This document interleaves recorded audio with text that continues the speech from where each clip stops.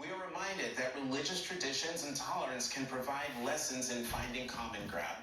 President Barack Obama exemplified this when he held the first ever Passover Seder at the White House in 2009. In 1800, President John Adams held the first formal Christmas dinner at the newly built White House. In 1878, President Rutherford B. Hayes observed Easter with a public egg roll.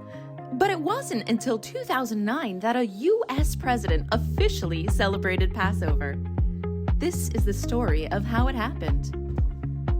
So when I told him they've written a book and we've got this world-class illustrator and you are magnificent at telling the story, and I gave it to him and he said, oh my gosh, this is so precious, this is wonderful. I hadn't had that. I thought you guys were supposed to be like somewhere on one of those events and in the line.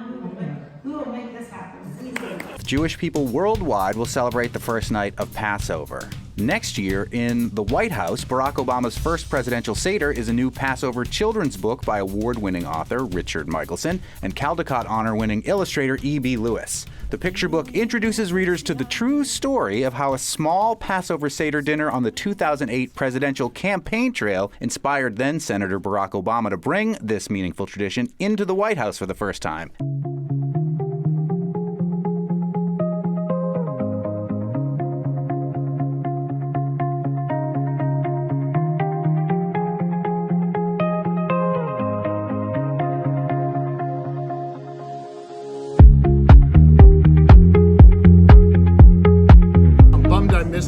But I'm grateful now to have the chance to know the history and have it all in that book, which we now have at the governor's residence. So thank you.